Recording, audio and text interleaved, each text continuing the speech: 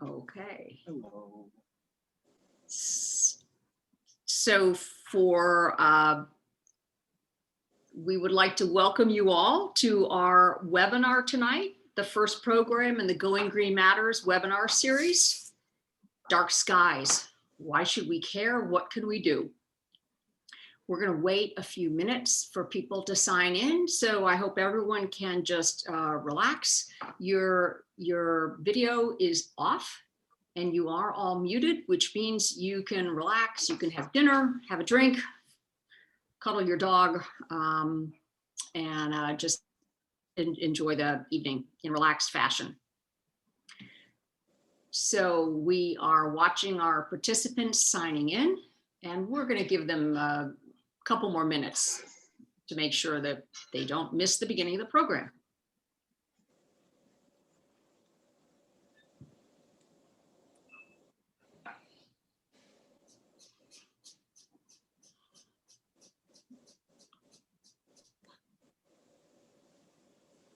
Okay. All righty. Okay, we are at 73 people already signed in. And those are 73 households. And what's interesting is that we are learning that some of those households have more than one person watching. So that makes our impact even greater.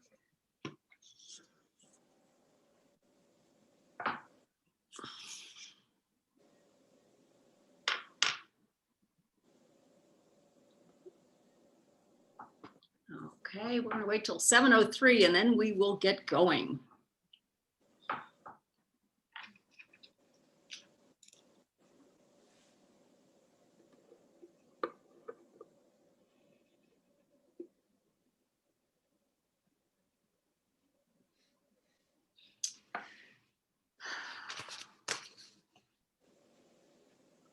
All right, so our speakers ready. Adam and Julie. We are ready. We are ready. Okay. Good evening. My name is Beth Drucker, and I'm the president of Go Green Wilmette. And on the behalf of the board, I want to welcome all of you to the very first program in our Going Green Matters webinar series, Dark Skies. Why should we care? What can we do? This is the first program in a year-long webinar series of engaging topics like dark skies, growing your own food, recycling questions, low waste living, and more. We're so pleased to have so many people interested in this very first topic. We already have 81 households that are online, with more signing in all the time. We also are really pleased to welcome members of the Village of Wilmette, our park district, our school district, the public library, as well as many of our residents and many guests who are coming in from other communities.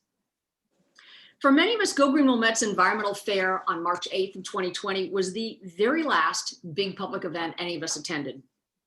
Like the rest of you, Go Green Wilmette has had to adapt to COVID challenges, and the Going Green Matters webinar series is our answer to outreach in the COVID era. The series will allow us to continue educating and inspiring our community, and the webinar format will allow even more people to participate in the comfort of their homes. We'll also be able to dig a little deeper into issues that are very relevant to Wilmette, but also relevant to many other communities in Chicagoland. We already have our next 3 webinars scheduled. Grow Your Own Food with experts from the Organic Gardener on February 24th. Soil, It's Not Dirt on March 10th with experts from the Illinois Extension Services. Recycling Demystified with Mary Allen of Swank and our very own Go Green Wilmette board member Nicole Boomgarden on March 24th. You can find the registrations links to those webinars at the goinggreenmatters.org website. You can go there anytime and you'll find descriptions of the webinars and registration links. You also have a chance to send us your ideas about webinars that you'd really like to attend, Maria is going to be putting the link to the survey in the chat room so you can send us your vote. Also want to thank, we have Tina Schultz and Maria Dabrowski and Maria Ria Pedre and Sterling Goodrich, who have all worked together to coordinate this evening's event. So just a couple of housekeeping rules, not housekeeping, issues to talk about. To improve your sound and audio quality, we suggest you turn off any other competing programs that are running on your computer. We also suggest that you make sure you're on speaker view, not gallery view. Again, your video is turned off and you're muted, so you don't have to worry about being a distraction. We do encourage you to post comments in the chat and questions in the Q&A anytime throughout the event, and we're monitoring both those, chat and Q&A, throughout the program. After the presentations in the Q&A, we'll pose your questions. So when you go into the Q&A, look for questions that are already there that you'd like answered, and you can then give it a thumbs up. It's called an upvote, and we'll be sure to choose the questions that have the most upvotes to be answered first. We're not going to be using the raised hand feature because there will be so many of us, and so you'll add your chats, comments in the chat. And also important to note is this webinar is being recorded and we will be uploading it to our YouTube channel as soon as possible. So we're going to start this evening with a quick poll. Some of you may never have done this. At the bottom of your screen, there is it's called polling with 3 little bars. So what I'd like you to do is click on that poll and tell us what community you're from. If you can do that in the next 10 or 15 seconds, we'll instantly know where everybody's coming from. And I'm going to launch the poll. Oops. Okay. So answer that poll. And I see the responses coming in. We expect most of the audience will be from Wilmette, but we have sent invitations out to our other partner groups. So we've got 15% other, 66%, 65% are from Wilmette. So we've got 35% are from other communities, including Chicago, Evanston, Glencoe, Glenview, Highland Park, Kenilworth, Northbrook, and wherever other is. Okay, so I'm going to end that poll. Thank you. Now I would like, we're going to share the results. Okay, so you can see, and you can see quickly where we're from. Wilmette is the winner at 67%, which is not a surprise. Okay, so for the next poll, we're going to go to the next question, which is poll number 2. Maria, how do I get poll number 2? Let's see. You should be able to, here, I'll launch it. Okay. Everyone get ready. It's about Ready. to be, it's about to be poll number 2. Okay, we're interested in knowing what's your role in the community. Are you an interested resident, an elected official, an appointed commissioner who serves on some sort of governmental body like appearance review or zoning or that sort of thing? Or are you a staff person? So we'll give you a few seconds to answer that. And in just a couple seconds, we'll close that because, okay, looks like we have about 75% interested residents, 9% elected officials, 6% appointed commissioners and community staff, which is great. And 7% are others. Not sure what that means, but okay, so we can stop sharing that, Maria, and we can get going. So we're gonna have one more poll question at the very, very end. Okay, so we are going to begin our program. I'm going to introduce the speakers and we will start. There we go. Okay. So we are really pleased to have two wonderful speakers tonight. We have Adam Kreuzer with the International Dark Sky Association, This is an organization located in Tucson, Arizona. Adam grew up in rural Michigan, where the night sky was dark and the stars were bright. After he graduated from Michigan State University and the John Marshall Law School, he founded his law firm, which is located in Wheaton in Chicago. Before becoming a delegate with the International Dark Sky Association, Adam was also a spokesperson for the Sierra Club and a member of the Glen Ellen Environmental Commission, which is how we met. He is also a mushroom monitor for the DuPage County Forest Preserve. Who knew there was such a thing? He's very passionate about all of nature, and when not working, he does his best to save dark skies. I also, though, want to tell you that when he's finished with his presentation, we're very pleased to have Wilmette's very own Julie Wolf, who will do a shorter presentation following Adam's. She's a landscape architect by training from Iowa State. She's an MBA from Northwestern's Kellogg School of Business. She served in Wilmette on the Appearance Review for several years, was a trustee for 8 years, and now we are really pleased to have her as the chair of the Wilmette Environmental and Energy Commission. They're developing Wilmette's sustainability plan, and Julie is looking forward to coordinating dark sky efforts across the village. And so with that, Adam, we'd love for you to start the presentation. All right, well, thank you, Beth. Thanks for everybody. Insofar as coming and so on and so forth. I truly appreciate it. It's always exciting to talk to as many people as possible. Beth is going to remind me about time, so I don't talk for too long. So let's go ahead and start our screen share. I only took 2 minutes of your time, Adam. All right, well, keep track, Beth. All right, I will. All right, well, hopefully everybody can see my screen share, my PowerPoint. I am with the International Dark Sky Association. I'm a delegate with the association, which has some significance. I'm here to speak on their behalf. The IDA is the leading not-for-profit combating light pollution internationally. The leading organization doing that. It's been doing that since 1983. So I thought I'd start with this slide. Van Gogh painted Starry Night during 1883. At that time, we had dark nights, as we did for all the centuries that we've been here on the planet, and other animals have been here on the planet. The problem with light pollution is a recent one. With the change to LED lights, the problem has exploded. And unfortunately, it's going to continue to explode if we don't address it soon.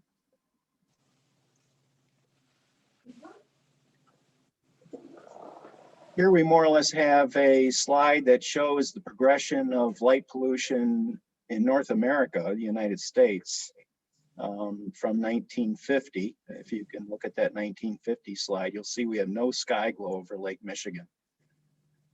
It then moves to the 1970s, and you can see how the light pollution is accelerating.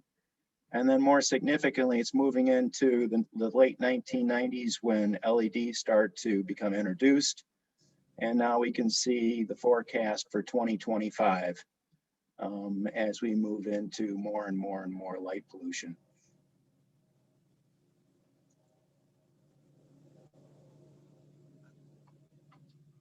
Here in Wilmette, we are probably one of the many who are not fortunate enough to see the Milky Way. Only 2 out of 10 people on Earth can actually see the Milky Way. Now, most people live, of course, in urban areas.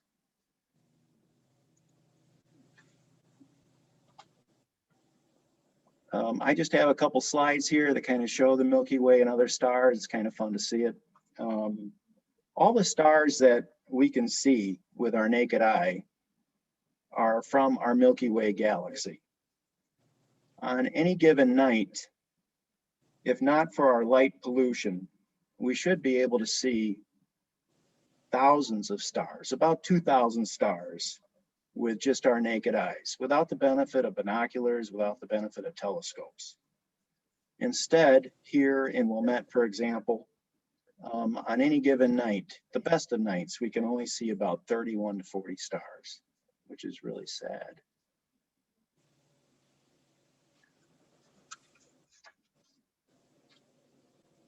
This is a farm out in rural Iowa. In our area here in Wilmette, most of the light pollution is from street lamps and from parking lots. But with the switch to LED lights, more than ever, light from our homes is a significant contributor. And I just wanted to finish with this one slide. It doesn't show the Milky Way, but you can see many, many stars, and you can also see Neowise. I don't know if anybody was looking for Neowise over the past summer.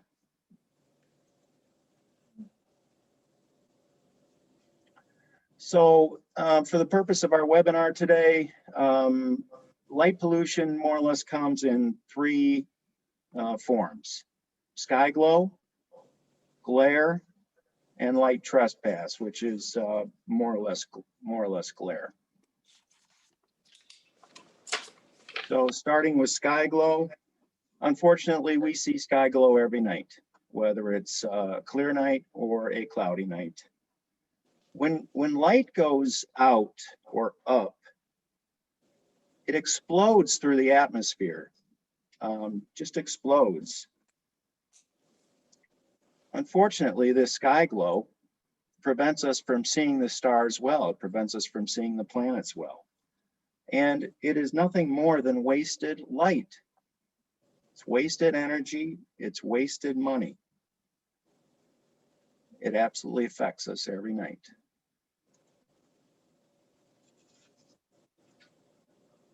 For us on the ground, glare, and you can kind of see the glare coming at us from this slide, which we see all the time.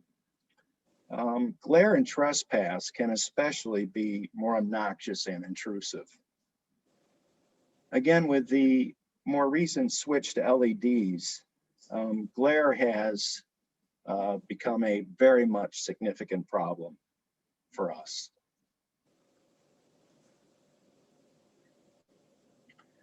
And glare takes us right into whether more lighting is more safe or more secure for us. With LEDs, more lighting is not safe. It's not safer. It's a myth. As you can see, as we look into this slide, glare constricts our pupils. So if we look at that top slide, we're looking at the light as it approaches us from that unshielded fixture.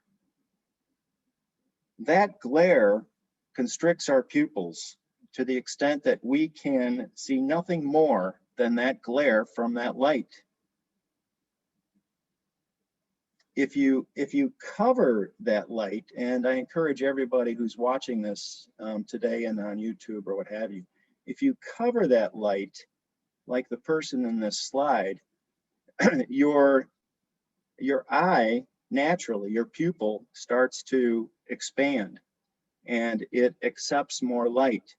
And because of that, you're also seeing more of your environment around you. So, of course, you can now see the gentleman that's been standing at that fence the whole time. So, we can actually see 30 times more light if we're not confronted with that glare. Our natural night vision takes effect.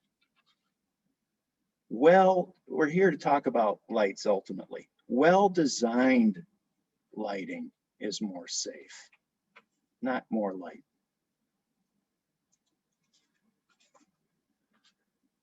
And you can see now we've got glare in the form of light trespass. We get glare in the form of light trespass from street lamps, especially if you live in an urban area like Chicago.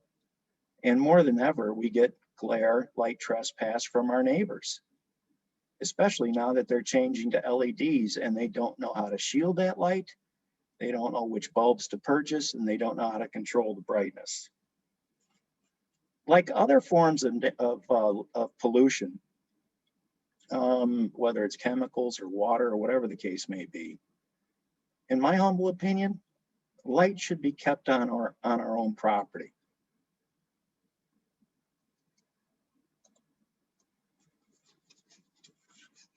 So let's talk about some of the consequences of light pollution. One of the significant consequences of light pollution is just energy waste. Now, I know this is a busy slide, but in the same respect, I thought it was pretty interesting demonstratively. Curiously, statistics show that 13% of residential electricity use in the United States is simply for outdoor lighting, probably when we're not even outdoors and we're inside watching television or whatever the case. So 13% of what we use every day and night is for outdoor lighting. And incredibly, more than 35% of that outdoor lighting is just completely wasted, typically from unshielded lights. But at the same time, it's because we leave the lights on, or we don't have them on dimmers, or they're not on motion sensors. The cost of that, just in money terms, annually, is in the United States as much as $3 billion with a B dollars, which amounts to $10 per person in the United States. That includes children too. So $10 per person is just simply spent on wasted lighting, outdoor lighting. Also significantly, because we are using energy, much of which is wasted, we are significantly contributing to greenhouse gas emissions. So looking at the bigger picture, we are contributing to allowing our Earth, our planet, to be warmer. We are contributing to climate change by allowing ourselves and, of course, our municipalities to use light in an inefficient way.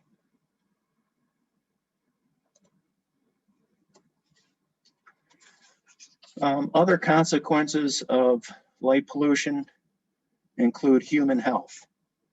And I don't want to dwell on this too much tonight, but it is significant for us.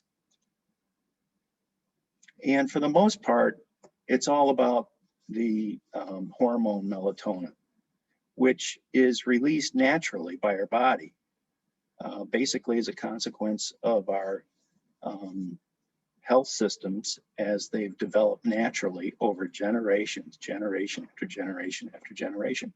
For whatever reason, melatonin is only naturally emitted by our bodies at night.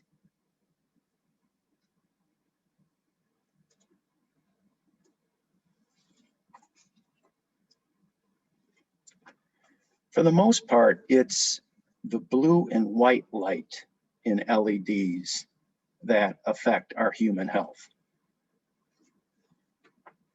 This blue and white light, especially from these new LEDs, which have basically more than 3,000 Kelvin, and we'll talk about that, is affecting our melatonin to the extent that it's affecting our circadian rhythm and it's affecting our ability to sleep well. And as a result of that, we're more obese, we're less attentive, and new research is showing that it is affecting our autoimmune system. There's research that shows a direct causal link to breast cancers and other cancers.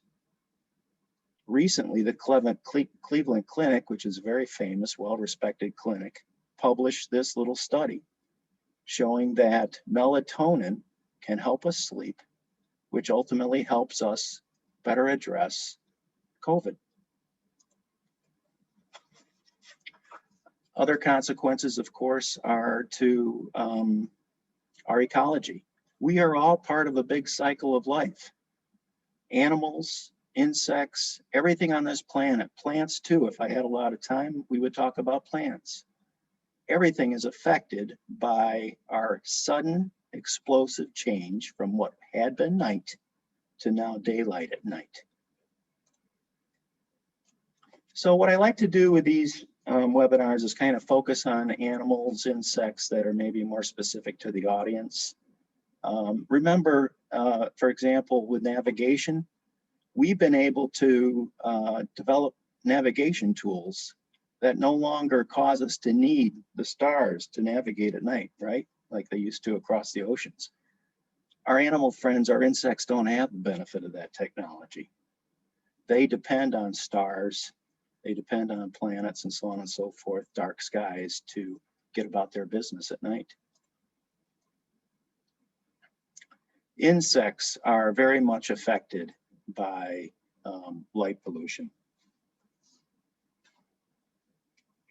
We are currently experiencing an insect apocalypse. We're also experiencing a bird apocalypse, which I'll talk about in a minute. Our nocturnal pollinators are especially affected. Approximately 60% of all pollinators here in Wilmette and elsewhere are nocturnal, especially our moths.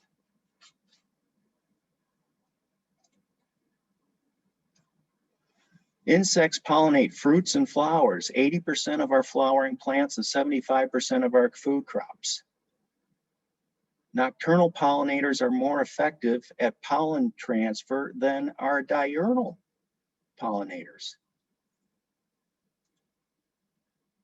Insects are a primary food source of many animals. Without insects, we're all in trouble. And Doug Talamy has a great book on that if you get a chance to read about that.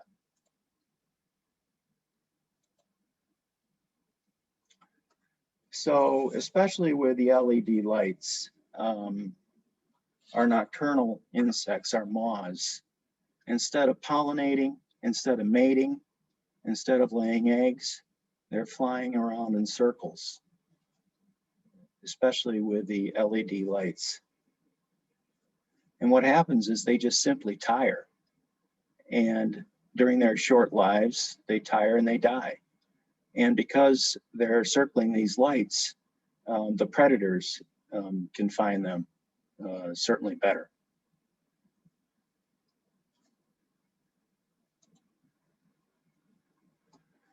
I know we all love fireflies, lightning bugs. I certainly do. I don't know if you've noticed, but we can't see as many as we used to. I know I can't. Growing up, they were everywhere. Fireflies have been significantly affected by light pollution. Without darkness, they don't mate. They can't find each other. These little light signals that they give out are emitted, given out for the purpose of mating, not just to keep us pleased and excited to watch. They need to mate. And if it's not dark, they don't. And their population crashes.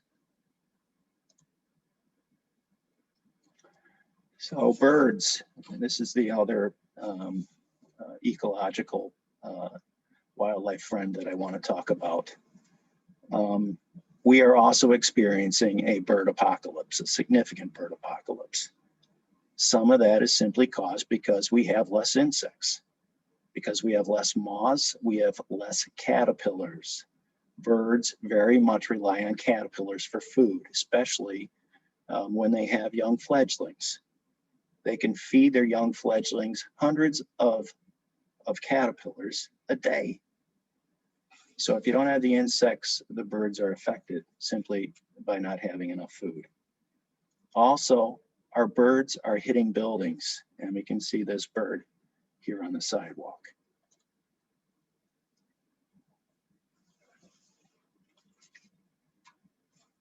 Birds migrate at night. They don't migrate during the day. Most of them migrate at night, and typically they migrate twice a year.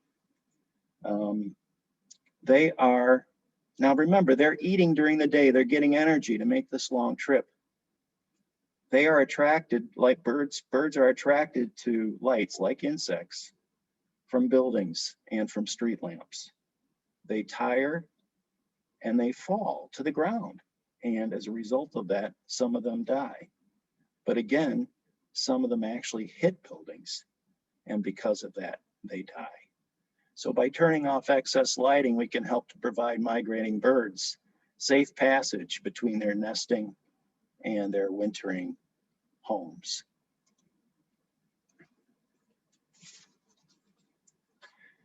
Incredibly, it is estimated that hundreds of millions of birds die each year during migration.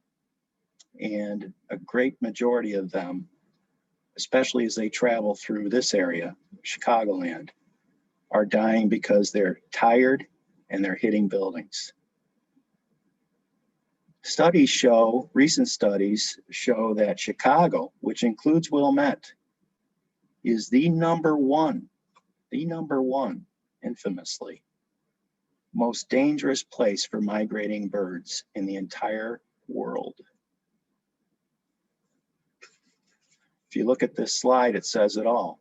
A study by the Field Museum in Chicago found that turning off the lights at just one downtown high-rise, turning off lights at a downtown high-rise reduced migratory bird deaths there by 80%.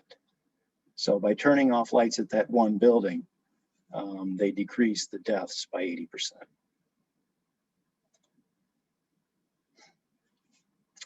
Fortunately, we can all make a difference. And actually, this is the easy part.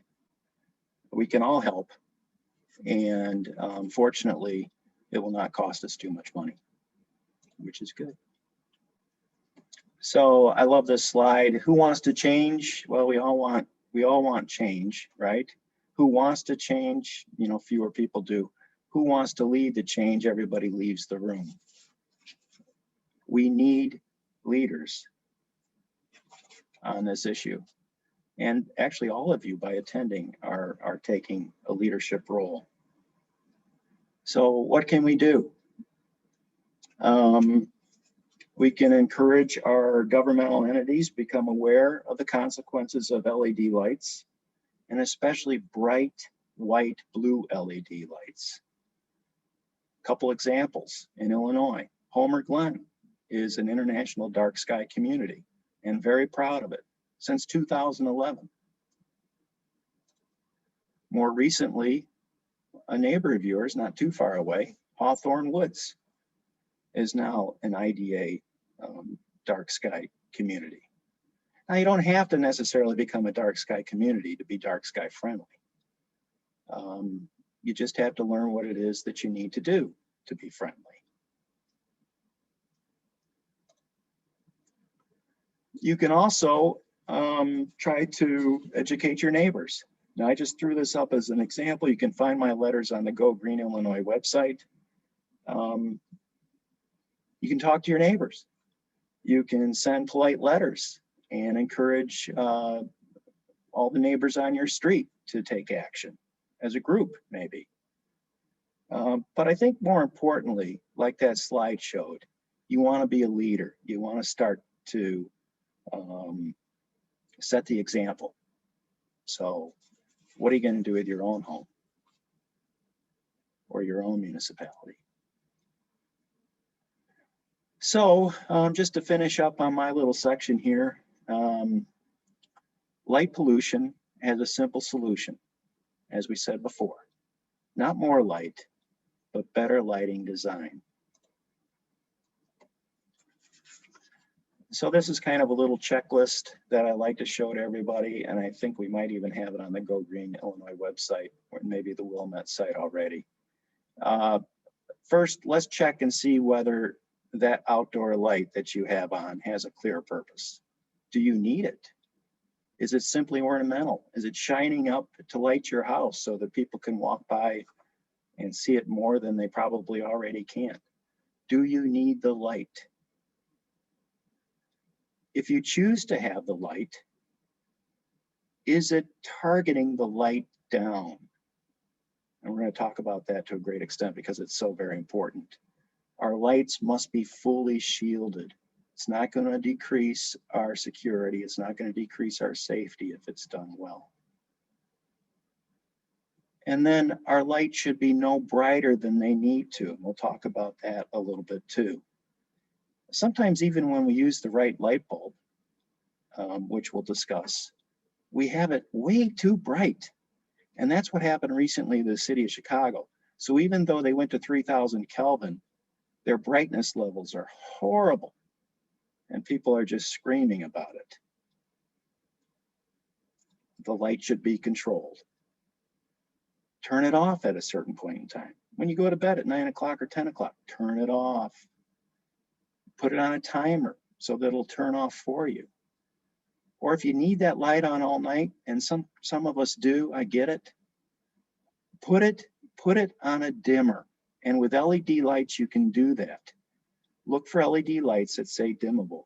It's much better than the old lights we used to have, which, you know, after a while, they'll burn out if you try to dim them too much.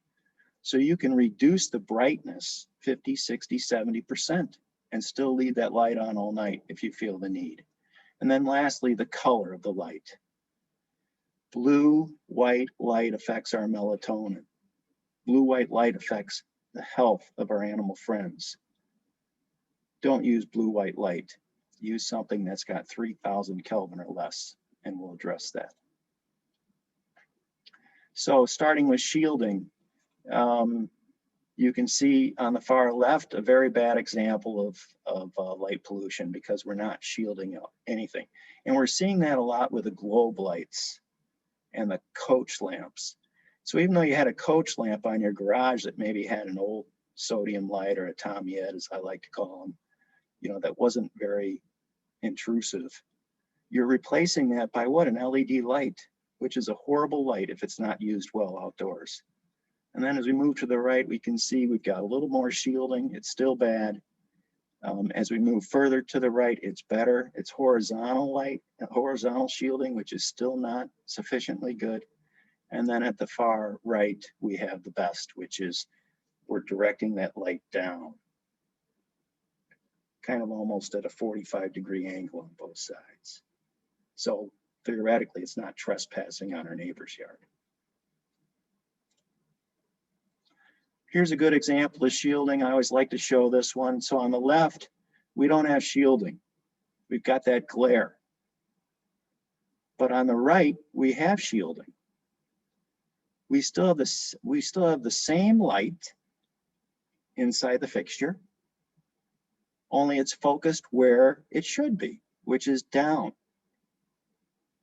at the garages where you want it, instead of out into our eyes, into our neighbors, and of course, up into the sky, causing more sky glow. So get the right fixture. And here's an example, especially for municipalities. These fixtures are available through all of your vendors. They all have them. And most of them have International Dark Sky certified fixtures. Maybe some of them don't, but they will have dark sky friendly fixtures. And most of these fixtures cost the same, maybe even less than the other fixtures you're choosing to put in for whatever reason. We want LEDs because they save energy, but we want to use them well. So for us at home, I kind of like this example. I went to Home Depot some time ago when I started all these webinars, and I took some pictures. You can see on the right that you've got some of those old coach lamps. You put that LED bulb in, especially a bright daylight bulb, all you're seeing is the bulb, really. You're not really doing anything more than looking at the bulb or shining it up at the building or whatever the case may be. There are examples of dark sky compliant fixtures. Some of these on the left, they're shielding the light down. And then of course we see a couple on the right too. You see these fixtures everywhere, right? It's not like we don't see them. It's not like they're not being used. It's just simply choosing which fixture. And you can see that these fixtures, they're all the same price. You're not losing money. You can probably replace all your fixtures on your home without too much of an expense. So let's go with the bulb. what kind of bulb do you want to purchase? You want to stay at something that's 3,000 Kelvin or less. Anything more than that has that blue-white light, and it's just going to be too white. I think you've probably seen this somewhat. It's just so white. Now these white bulbs, these daylight bulbs, and they're intended to simulate daylight at night. They may be great for inside of the house, maybe in the basement, wherever wherever you may need that kind of brightness, that white light. But they should not be used outdoors. Bad for outdoors. Don't use them. Find a bulb that's 3,000 K or less. And I prefer and would suggest to everybody that they use 2,700 Kelvin. And here's kind of a sample of all those bulbs. So you can see on our left, we've got 2,000 moving up to 3,000. It's going to be a little bit less white, a little bit less blue. It's going to take out that hazard that affects melatonin and so on and so forth. The 2,700 bulbs are basically, from the perspective of us at home, advertised as soft white bulbs. So this is more or less, I think I have 2 more slides here. So for everybody who's a residential homeowner, the municipalities have the benefit of working with their engineers and their vendors who hopefully know these issues well. Look for a bulb that's a soft white bulb. That should be 2,700 Kelvin. There should be something else on the package that will actually state that it's 2,700 Kelvin. It's there somewhere. And if you can, use a brightness level which is low. For us, with our history with bulbs, that's usually a 40-watt bulb, which is going to be the equivalent of 450 lumens. You might remember we buy 40, we buy 60, we buy 75, we buy 100. 100's really bright, but the 40 is less bright. For outdoor, we want less bright. So think about the color, 2,700 Kelvin. Think about the brightness, 40 watts, 60 watts at most for what you're purchasing for your home use. And of course, put it in a shielded fixture.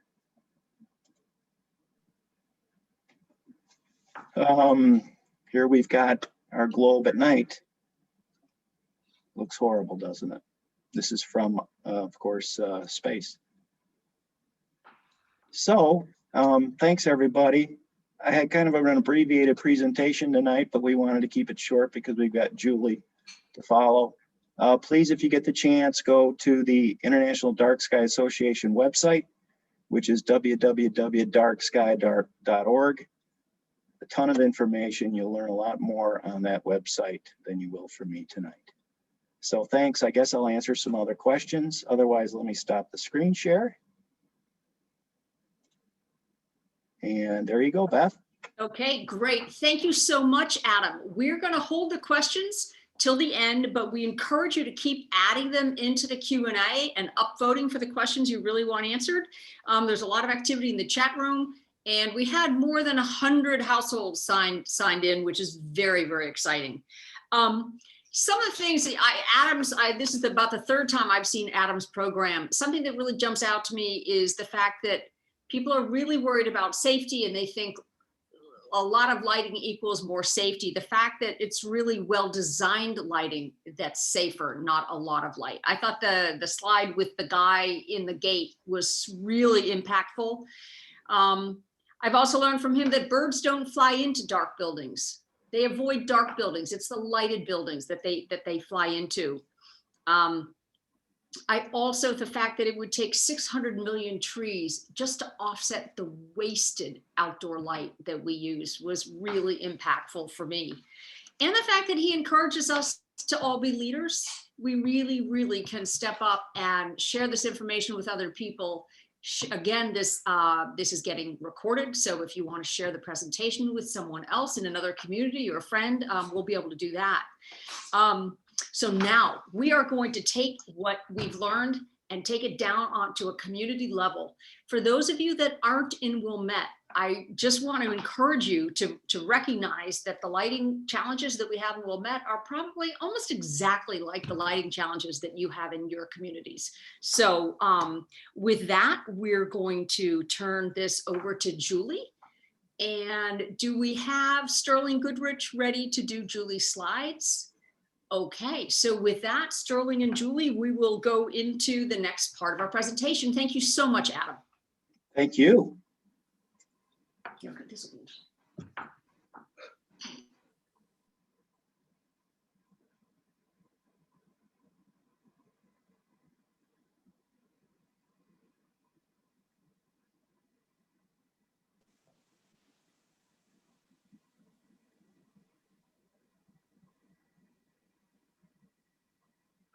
Okay, there we go. There we go. I'm unmuted. Here we go. Okay, so how does Wilmette's lighting look? I thought it would be interesting to take a look at that and see how we might apply some of the things Adam was just talking about to what does this look like in Wilmette. Sterling, we can do the next slide. Okay, so first a little bit about lighting. I don't want to get too technical, but I think it helps to understand just a little bit about it. Watts measure the power consumed by a light bulb. And as Adam mentioned, there's been a big change from what was incandescent bulbs to LED bulbs. So with that, they usually will list on the bulb or the packaging the lumens or lux, and that measures the light emitted by the bulb and what is perceived by people. That's a metric measurement. And Wilmette's zoning requires for residential purposes a maximum of half a foot candle at the lot line, which is equivalent to approximately 5.4. So it's on not metric, it's measured in feet rather than meters. So it's important to kind of have an understanding of that. And then warmth, as Adam was saying, warmth on the Kelvin scale is also very important because of its impact on all life forms, us as well as insects, as well as birds. Next slide, please. Okay, I was curious about this and what this might look like and how you would figure out what a warm source looked like versus what a cold source of light looked like. So my goal was to visualize what a light source conforming to the zoning code looks like and how warm versus cool lights appear. So I took a few photos and I downloaded an app that seemed to work pretty well. I read some reviews and this one was well reviewed, and sure enough, it was easy to use. So I took a few photos and I measured the warmth and brightness of each light source for a few representative areas in Wilmette.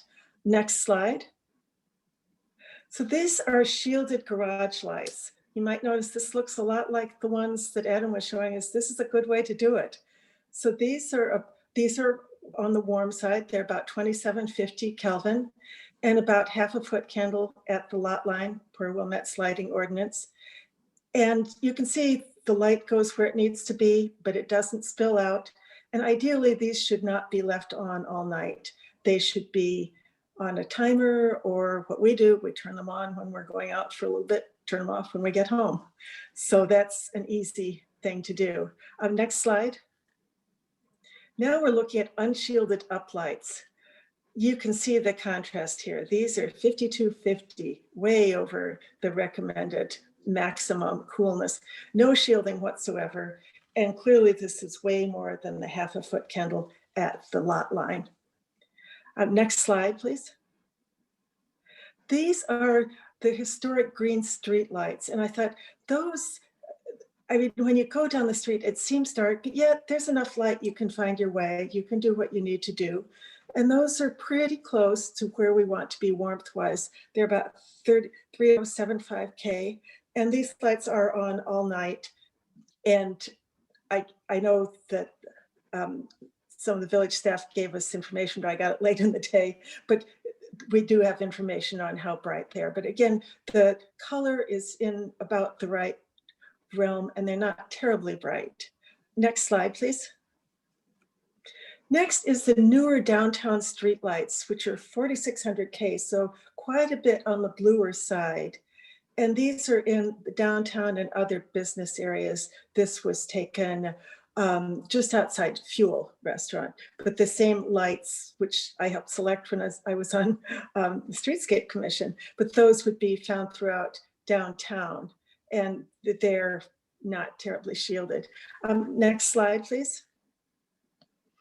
And this is the Metra Parking Lot. And there are some minimum lighting requirements, but still, this is 6,150K, so even farther on the blue realm. And these lights are on all night and they shine way up into the sky. So that is what some lighting looks like in Wilmette. I found it illuminating, as it were, but it was very interesting to take a look at that and just see exactly how that looked and how it might relate to what we were talking about earlier. So that concludes the slides that I have, and I think we'll turn it back to Beth. Are you monitoring the questions then? Yeah, just thank you first for that, Julie. It was interesting to see that our street lights, even the ones that aren't very bright, aren't shielded at all. So much that light is going up into the sky. Hey, Beth, can I offer a couple comments on that too? Yes. I think that what's incredible is that one slide that Julie showed us of the garage lights. That was a 2,700 Kelvin, basically. It was still very bright, and I think it provided all the security that you needed. You just weren't sharing that light with everybody else. And also, I did look up some, I did do a little research. Flagstaff, which is an IDA dark certified municipality, has 3 times the population of Wilmette, but Wilmette shines 50% more light into the sky. Wow. Okay, so that's a good point. So, okay, so now we're gonna have lots of questions for Adam and Julie. And, but before we start that, has anyone driven on the expressway at night? I happened to be on the Edens just a night ago, and the new car lots on the west side of the Edens Expressway are shockingly bright. So hopefully there will be some interest in Northfield about those. So with that, we're going to go into the Q&A, and we have Maria. Wave, Maria. We have Maria Dabrowski. She is a graduate student at the University of Michigan, but works with Go Green Wilmette, and she is going to help us with the questions. So Maria, with that, we're turning it over to you. Hello, everybody. Can everyone hear me okay? Awesome. All right. So we're going to go through some of the questions. I'm going to start with the more upvoted ones, since those seem to be the ones that are a little bit more people want to know about them. So first off, very succinctly, Adam, can you explain in a way that anybody can understand, reduce the scientific terms, why do LED lights pollute so much more than other lights? Well, LED lights include a spectrum of light that is different than what we had with sodium lights, for one thing, and different than what we had with Thomas Ed's. They're also just so much more intensive. They're so much more bright. So it's just, in my opinion, a matter of volume. We now have blue and white light when we didn't used to with the old lights that we were using. And they're just so much more bright.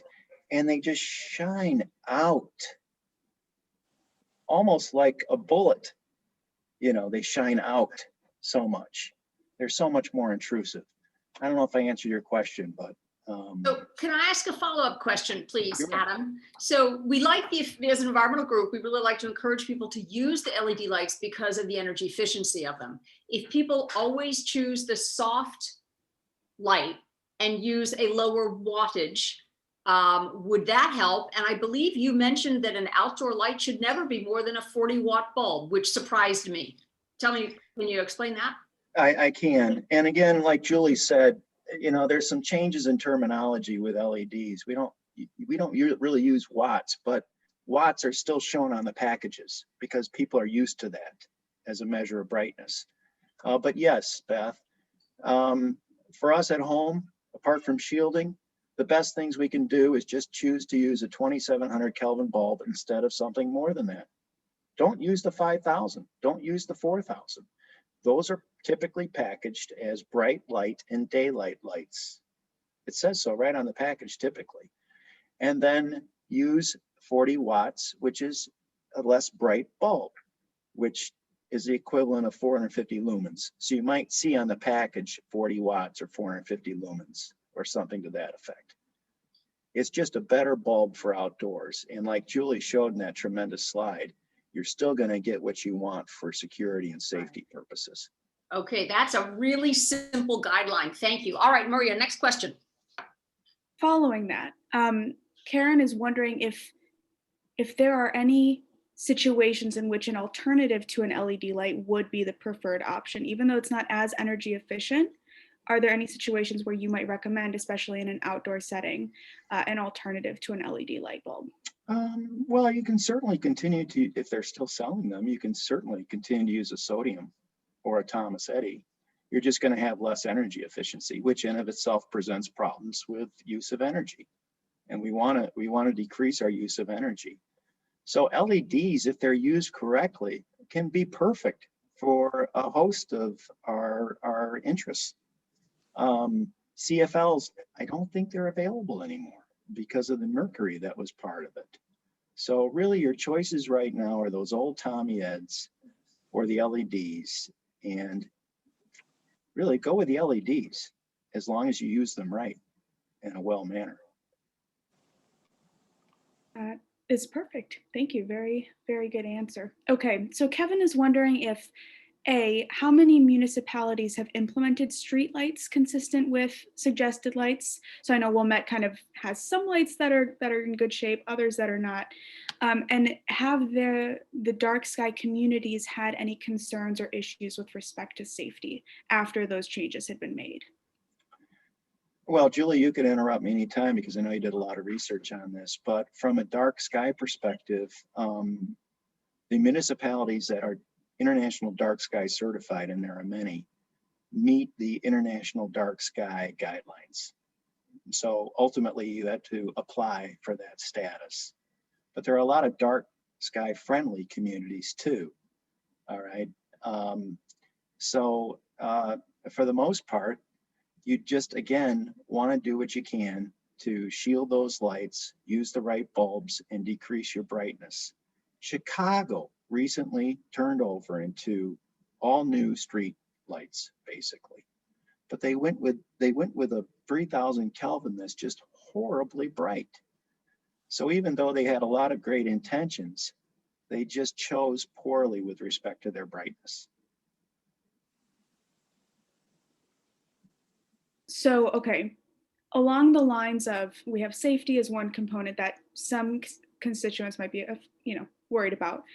But to answer your question, I'm not aware of any studies or any wholesale complaints with respect to somehow safety or security being somehow decreased by using proper shielding, 2700, 3000 Kelvin at most, with a decreased brightness.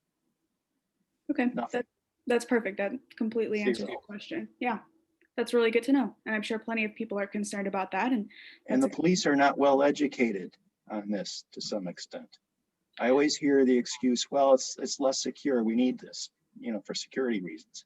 Well, no, you don't, but it's hard to persuade people on that issue, and understandably.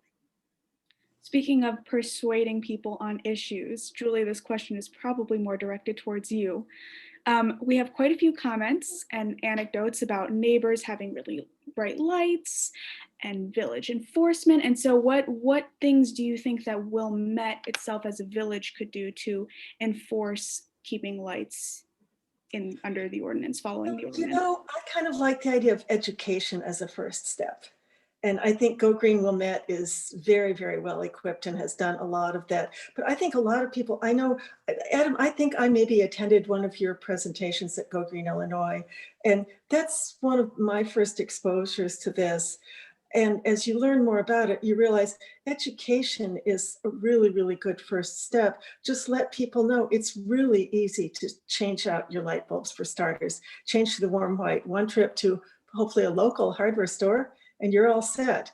Or change the fixtures and that sort of thing. So I think that's a good first step. And the village, I think, could very well communicate that in the communicator, and some of those, they've included some things on how to make your yard more bird friendly by leaving some leaves in the fall. So this is something as far as education, I think really the first step is just to get the word out widely about things you can do. And then later we could consider moving on to enforcement. People are truly amazed when they hear this. And the response has been great. And even with my little letters that you have examples of on my short street, people made a difference. They started to turn off the lights. They started to change their fixtures, and we're more dark at night. And it's almost kind of a community fun event. The kids got very excited about it too. So education is very important. Speaking of kids, we have a question from Piper wondering if the International Dark Skies Association has a program for use in the classroom and what ages that could be catered toward. I don't know if they have a specific program, but if they do, I'm sure it's on the website.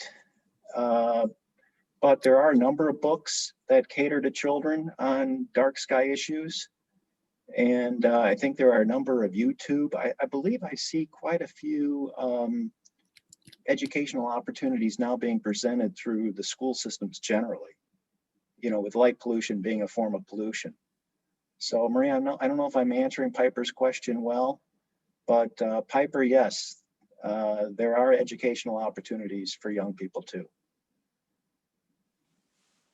I'd like to just jump in here and say that we are working with District 39, and we've told them about our webinars and have are open to any teachers or for any classrooms. And so I do know, in fact, that we have Katie Lee here, who's Director of Curriculum for the District 39. So she is seeing this firsthand. And I think that probably there's quite a bit of some connections to science curriculum that this would fit into nicely. So thank you to District 39 for participating. Yeah, Beth, there are a lot of YouTube videos that are available for young people, dozens. Right. I'm also sharing this with the New Trier High School Environmental Club in case they'd like to make use of that as well. Okay, Maria, next question. Yes, Please. from Linda to Julie. Can you touch on what Wilmette might be doing to address dark skies via the sustainability plan specifically? Sure. Well, we've identified what we're calling pollinator protection as one of the key things that we'll be dividing into working groups to look at, and dark skies, as well as we've already done a lot of work and we'll do more with encouraging planting native plants, but the other half of that is looking at dark skies. So the commission will be studying that, making recommendations to the village. I think certainly education is going to come out of that. Also, I think there's some more detailed study that needs to be done because there are some special uses for various things that have different requirements and different regulations than the standard zoning. But the commission would ultimately perhaps be making some recommendations for amending the zoning code to bring Wilmette more in line with the dark sky friendly community, looking at best practices for other communities for sure. Thank you, Julie. So Adam, you talked about shielding, but there are some, I imagine, some street lights that maybe can't be shielded quite so easily. So somebody asked if it's possible to retrofit light structures and if that's a relatively easy situation, because I imagine some people have to work with what they have already. Right. And that's especially true for, your vintage areas in your downtowns when you have the old globe lights that you want to preserve. And I get it. But if that's your situation, go to the 2700 Kelvin, which is going to be less white blue, and turn down that brightness. Put them on a timer if you can. Turn them off at a certain time of night. And even more importantly, and I think in a very excited manner for municipalities, very excitable option, good option, just dim them. After 9 o'clock, turn them down 60-70%. Otherwise, if I may add there, yeah, Julie, go ahead. If I may add, there are some situations where something motion activated would be appropriate, or even I'm a tennis player, and if you like to play tennis at night, you need a lot of light. Rather than having the lights always on, have a button that you press when you need them, press it off when you're done. Yeah, and that can be true for municipalities and school districts too, right? Their garage lights or their door lights or whatever the case may be, their lights in their parking lot. The more general answer to your question, Maria, is that every municipality has an option to work with a vendor that should know these issues. And every vendor has access to manufacturers, distributors who have IDA dark sky certified fixtures. Or certainly they have access to dark sky friendly fixtures. It's just like Beth kind of said, or Julie emphasized, it's a matter of education and sometimes just knowing, oh, maybe this is something we need to look at. Every city has, every municipality, every school district has a lot of options they can work with that can improve the situation. So a lot So of the we also, oh, Maria, sorry, we also have a school board member on, Mark Steen from the school board. And we also have people from the Park District and the library. If any of you want to put any comments into the chat, we'll monitor that if you'd like us to speak up about anything that you're doing. Wow, it looks like there are lots of questions. So Maria, like 23 questions. Maria, we're gonna have to be selective. Yes. Let's do several more. Luckily, a lot of the questions are asking similar things. So there's, again, on the topic of education, people are wondering how they can start conversations. So question one is with neighbors. Julie and Adam both very passionate about this, so both of your answers would be appreciated.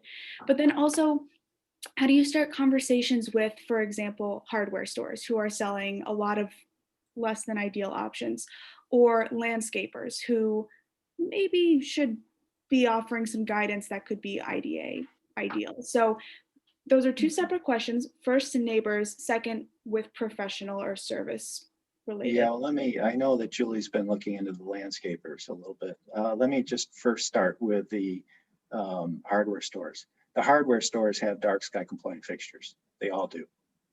The hardware stores also have dark sky compliant light bulbs. They all do. It's just, like anything else, you find the right package and you buy the right bulbs with the right brightness levels, the right lumens. As far as your neighbors, lead by example and chat it up. Talk about fireflies. Talk about moths. Everybody likes pollinators.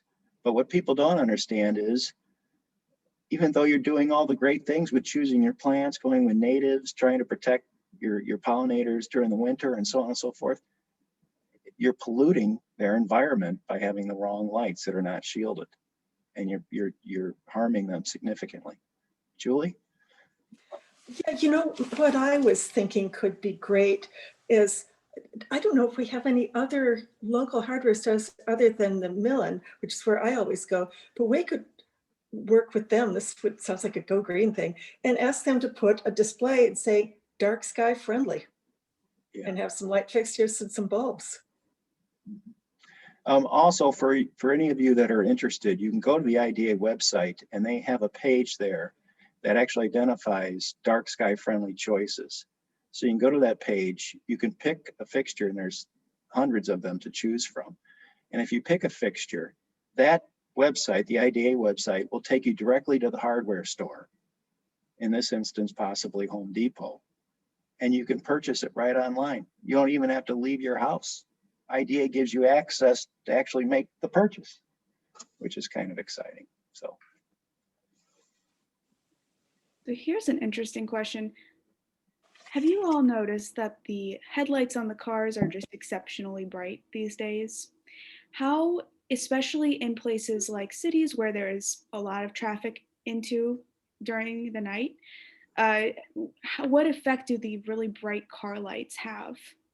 Even though they are, moving through, is that something that is also an impact on maybe wildlife, maybe people, maybe pollution in general, light pollution in general? Well, even a nominal amount of blue-white light at night can affect your body's ability to release melatonin naturally. You're getting the glare through your windows, theoretically. You're getting the glare that affect your wildlife friends, But I think more importantly with streetlights, kind of like the glare that we saw in that one slide, it's blinding you. So your pupils are constricting. You're not able to see other cars on the road. You're not able to see pedestrians that might be there. You're not able to see the rest of your environment. All of a sudden, all you can see is the light and you're trying to turn away from it to the detriment of everything else around you. It affects your ability to drive safely. And that's what research is showing. I'd like to see at some point in time there be some level of national standards with respect to what we're doing with these headlamps. Beth, how many more questions do we have? Let's do two more and then we'll wrap up. All right, sounds good. One question from an anonymous attendee is, are the recommendations the same for indoor lighting as you've given for outdoor lighting, or can you use more blue-white light indoor? Well, especially at night, you might want to decrease your exposure to the blue white lights. You know, in my house, I use dark sky compliant lights inside too, except in the basement where I really need it, or in the garage. You know, I do something similar. I actually went to our local hardware store, the Ace hardware store, and bought some, they're called sleep study light bulbs.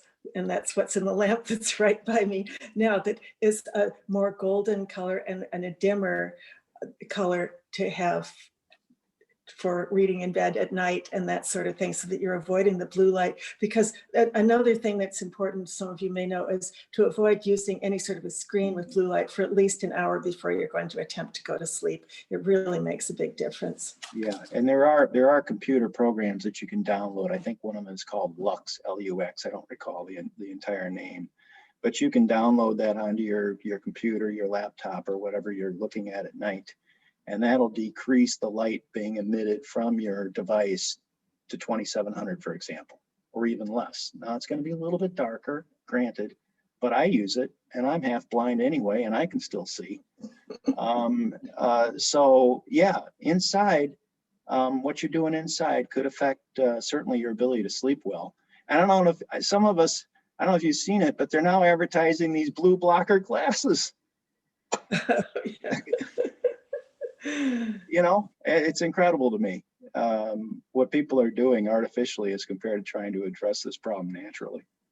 Right. So we're all having to buy blackout shades, wear eye shades at night just to block out even just the lights of Chicagoland, even if you don't have trespass light from your neighbors. Maria, how about one great last question, please? That is a good idea. All right, so we have a question from Tina, who was asking if there are any kinds of brands of light bulbs that are IDA certified. And I know you talked a little bit about there are suggestions for those on the site. Branching off of that question, what are the steps that a village or a township or whatever might take to become IDA certified?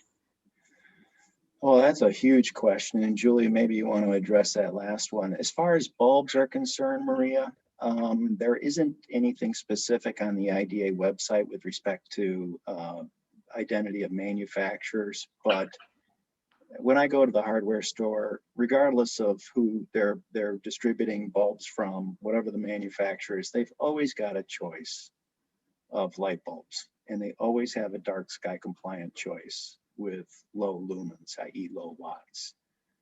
Otherwise, Julie, I don't know if you've got some thoughts to wrap up on that last question. Not really. I'm hoping that in Wilmette we can find some ways to move toward dark sky friendly and dark sky compliant. But certainly for starters, you know, I set out to find these warmer light bulbs, and really I just went to our local hardware store and read through a few things, and it's easy enough to find if you know a few things that you're looking for. I've yet to find anybody at the municipal level with school districts, and I've talked to a lot of people, park districts. When I was with the Environmental Commission, we talked to Public Works at Glen Ellen. Glen Ellen put in dark sky compliant fixtures downtown. We still have some issues with respect to some of that, but most everybody's very receptive. And if you just have the time to chat with them and let them know what they may want to consider about these issues, and give them the opportunity to see examples and how things can be just as good with less, I find that most everybody's willing to at least do something to help make a change. Wow, and with that, that was fantastic. Thank you so much. The comment that jumped out at me was, Adam, you reminding all of us that our habits lighting our own homes are actually polluting the environment of the pollinators that we are working so hard to protect. There's so much that we can do as individuals.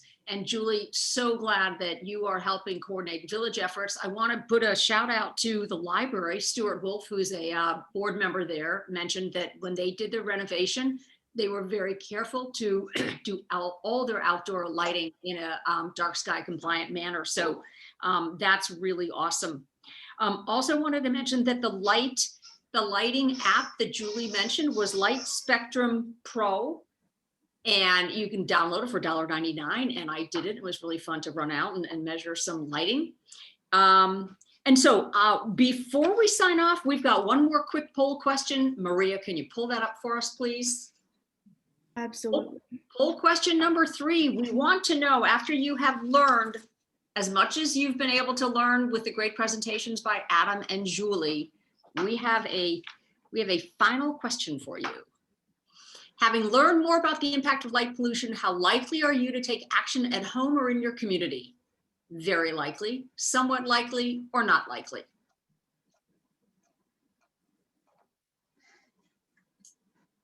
Well, that was absolutely a fantastic response. We have almost everyone is likely to take some measures, and over 90% are very likely to make some changes in their own household. So that is absolutely terrific. And so with that, I'd love to thank our speakers again, Adam Kreuzer, Julie Wolf, the team that helped put this webinar on, and also remind you that this is just the first in a year-long series of webinars called our Going Green Matters series. You can learn about the upcoming webinars and register for them at goinggreenmatters.org. And also remind you that we are recording this webinar and it will be available on YouTube once we've downloaded it and uploaded it. So thank you, all of you, for coming. We hope that you have learned a lot of very enlightening information and that you'll join us as a community and in the greater Chicagoland to try to darken our skies. Thank you very much. Thank you, everybody. Thank you. Okay, and with that, I'm going to end our webinar. Great, thank you. Thank you so much.